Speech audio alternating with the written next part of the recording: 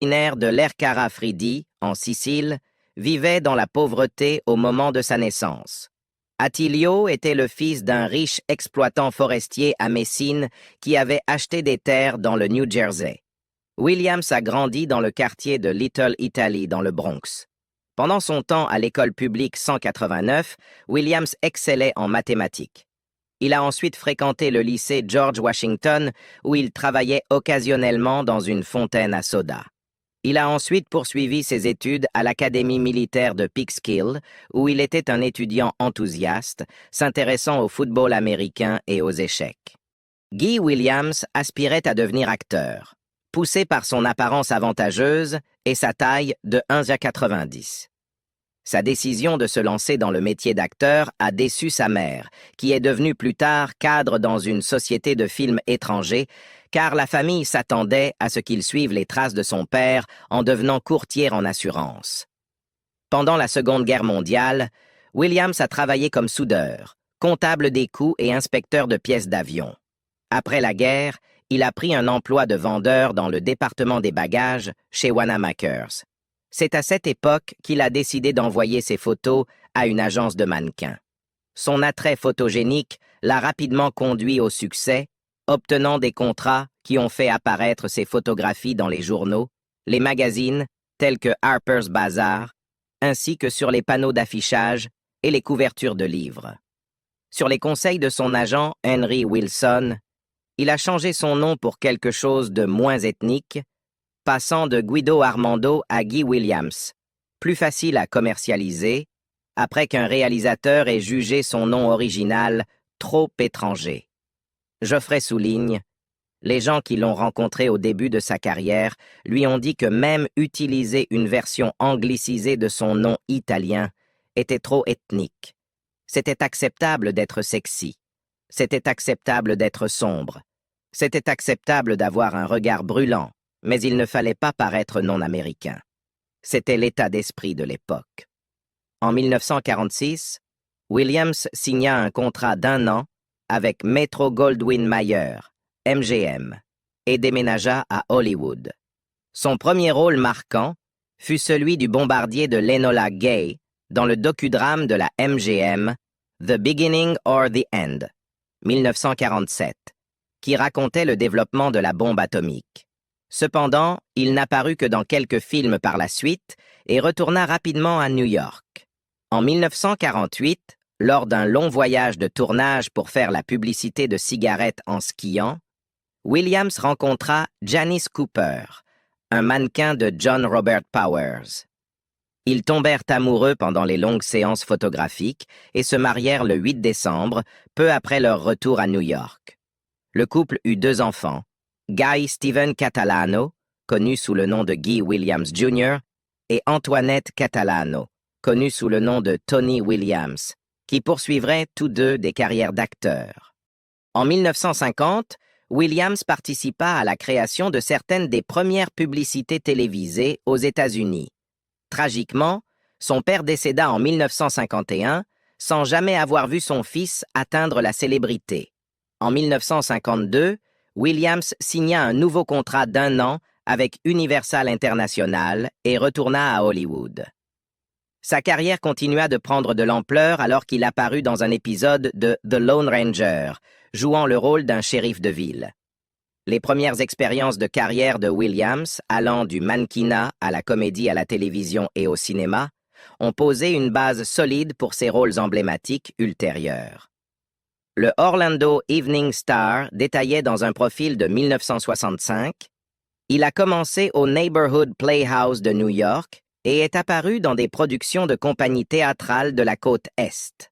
C'est son travail à l'atelier d'acteurs de CBS à New York qui l'a conduit à son premier rôle à la télévision, une petite partie dans un drame de Studio One. Cela lui a valu un test d'écran et finalement un contrat avec Universal International. Ce contrat lui a valu environ 20 petits rôles dans des films qui n'ont rien donné de significatif.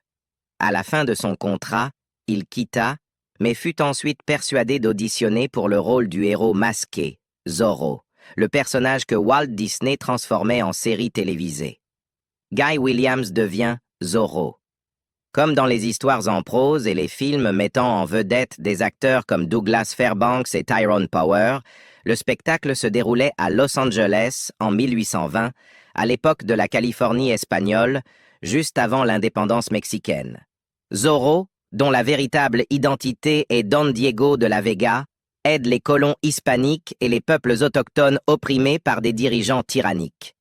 Williams, avec son allure séduisante, mesurant 1,90 m et étant un excellent escrimeur, était considéré comme parfait pour le rôle. Guy était en très bonne forme avec un visage que seul Dieu peut vous donner, mais à cause d'un accident, il avait une grande cicatrice sur l'épaule, ce qui explique l'absence de photos de lui torse nu, explique Geoffrey. Bien qu'il ait fait beaucoup de petites choses avant Zorro, la combinaison du personnage, le fait que ce soit une production Disney et sa diffusion sur ABC ont rendu le monde conscient de Guy à une époque où les acteurs principaux étaient des personnes comme Tab Hunter et Rock Hudson. Dans le processus de développement de son personnage, l'accent espagnol de Williams a subi des changements significatifs pendant les premiers jours de production.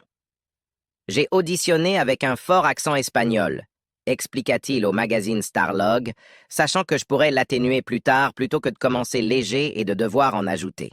Pendant les premières semaines, quelqu'un me tapotait sur l'épaule pendant que j'étais sur le plateau, et c'était Walt. Il disait « Peux-tu l'atténuer un peu, Guy ?» Il n'était pas sûr de ce qu'il voulait, alors je continuais à l'atténuer. Puis un jour, j'ai terminé le tournage et Walt ne m'a pas tapoté sur l'épaule. C'est là que j'ai su que j'avais trouvé le bon accent. Zorro fut un succès instantané, remarquable pour son style narratif unique, où chaque épisode se terminait sur un suspense, incitant à regarder l'épisode suivant. Ce format, devenu un élément clé à l'ère du streaming, a aidé la série à se démarquer. Elle a été diffusée de 1957 à 1959, produisant un total de 78 épisodes, ainsi que 4 spéciaux d'1 heure. Dès 1958, il était clair que Williams craignait d'être catalogué. Tant le public que les producteurs hollywoodiens ne le voyaient que comme Zorro. « Quand je ne suis pas Zorro, je suis Diego », a-t-il dit au Longview Daily News. « C'est comme travailler dans un film que vous ne finissez jamais. Vous ne pouvez rien conclure en tant qu'acteur. » La situation s'est aggravée lorsqu'il s'est retrouvé incapable de faire autre chose. Malgré le succès de la série et les nombreux produits dérivés qu'elle a générés, Disney a exigé plus d'argent pour produire des épisodes supplémentaires. ABC a refusé de payer, menant à une bataille juridique. Williams, toujours sous contrat, ne pouvait travailler ailleurs, mais continuait à recevoir son salaire intégral. Guy Williams dans Bonanza. Entre ses rôles dans Zorro et Lost in Space, Williams a fait une brève apparition au Ranch Ponderosa en 1964. Cette opportunité est survenue lorsque Pernell Roberts, qui incarnait Adam Cartwright dans Bonanza, a décidé de quitter la série. Williams a été choisi pour jouer Will Cartwright, le neveu du patriarche Ben Cartwright, interprété par Lorne Greene. Il était initialement prévu qu'il devienne un membre permanent du casting et l'un des 4 principaux protagonistes de la série. Cependant, la situation a pris une tournure inattendue. Les fans de la série ont lancé une campagne de lettres, exprimant passionnément leur désir de voir Roberts rester dans la série. Les producteurs, influencés par les protestations des fans, ont décidé de retenir Roberts pour une saison supplémentaire. Par conséquent, le personnage de Williams a été écrit après seulement 5 épisodes. Malgré cette brève apparition, sa performance dans Bonanza a démontré sa polyvalence en tant qu'acteur et l'a maintenu dans l'œil du public. Se perdre dans l'espace. Finalement, Zorro n'a pas eu de 3e saison, se terminant avec seulement 4 épisodes spéciaux. Cependant, cela a donné à Williams l'occasion d'explorer de nouveaux projets en Europe. En 1962, il a tourné Damon and Pythias en Italie et a joué dans un autre film de cap et d'épée, Captain Sinbad, en Allemagne. La même année, il a également collaboré avec Disney sur le téléfilm en 3 parties, The Prince and the Pauper. Se remémorant son séjour à l'étranger, Williams a déclaré au Bristol Daily Courier en 1965 « Quand The Prince and the Pauper fut terminé, j'ai pensé Pourquoi rentrer tout de suite? Donc, ma famille et moi sommes restés là-bas et j'ai manqué toute la saison des pilotes TV. Je voulais une autre série parce que cela s'inscrit dans mon plan maître. Quel est ce plan? Les yachts en Méditerranée en font partie, et cela ne me dérange pas que Zorro soit diffusé dans le monde entier en rediffusion. Ces chèques de droits résiduels peuvent être très réconfortants.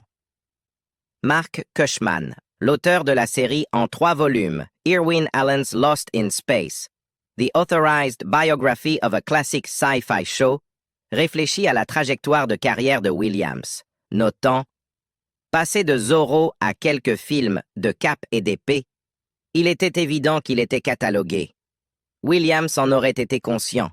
Ce n'était pas quelqu'un qui se plaignait, mais il est raisonnable de supposer qu'il cherchait des opportunités pour diversifier ses rôles. Des opportunités de diversification sont apparues avec Lost in Space, une série inspirée du roman de 1812, Le Robinson suisse, mais se déroulant dans l'espace. Williams a endossé le rôle du professeur John Robinson, dirigeant une mission spatiale aux côtés de sa femme Maureen, jouée par June Lockhart, célèbre pour Lassie, et de leurs 3 enfants, Judy, Martha Kristen, Penny, Angela Cartwright et Will, Bill Mumy. Les accompagnait également le major Don West du Space Corps américain, Mark Goddard. Cependant, la mission prend une tournure inattendue avec la présence d'un passager clandestin et saboteur à bord de leur vaisseau, le Jupiter 2. Le docteur Zachary Smith, joué par Jonathan Harris, initialement un méchant qui évolue en personnage comique. À ne pas oublier le robot, interprété par Bob May, célèbre pour ses fréquents cris d'alerte « Alerte! Alerte! Danger! Danger !» Pour Williams, Lost in Space représentait une opportunité de se libérer des contraintes de son typecasting. Son interprétation du professeur Robinson montrait sa polyvalence en tant qu'acteur, lui permettant d'explorer un genre et une dynamique de personnages différents. Le postulat initial de Lost in Space tournait autour des manipulations du docteur Smith qui faisait dévier le vaisseau Jupiter 2 de sa mission originale, laissant l'équipage perdu dans l'espace, comme le titre l'indique. Ils entreprennent un voyage de planète en planète à la recherche d'un moyen de rentrer chez eux. Geoffrey, un commentateur de la série, note un changement significatif à mi-parcours de la première saison. Une chose étrange se produit à mi-chemin de la première saison, où chaque personnage est marginalisé et la série devient centrée sur le docteur Smith, Will Robinson et le robot. Tout le monde avait, en gros, 3 répliques par épisode. Ce changement de focus a eu un impact sur des acteurs comme Guy Williams, qui incarnait le professeur Robinson. Williams, connu pour ses rôles principaux dans Zorro et plusieurs films, abordait la comédie comme une profession plutôt que comme une passion dévorante. Son implication dans Lost in Space, où son personnage était relégué à l'arrière-plan, représentait un départ de ses rôles principaux précédents. Geoffrey exprime un sentiment de gâchis, notant « Pour lui, être engagé comme l'homme principal d'une série où il est presque une partie du décor est un gaspillage. » Cependant, les producteurs de Lost in Space ont été influencés par le courrier des fans qui préférèrent des personnages comme le Dr. Smith, Will Robinson et le robot. Ce changement de direction a conduit la série vers un autre domaine de la science-fiction, les producteurs suivant les préférences du public. Cushman note « Grâce à mes recherches, j'ai découvert que CBS a joué un rôle significatif en orientant le producteur Irwin Allen vers un ton plus léger pour la série, principalement en raison de son horaire de diffusion précoce. Il y avait une directive visant à mettre de côté des personnages comme Smith et le robot. Cependant, Irwin a permis à Jonathan Harris d'embrasser les aspects comiques de son personnage, le rendant moins menaçant et plus humoristique, ce qui lui a finalement permis de rester dans la série.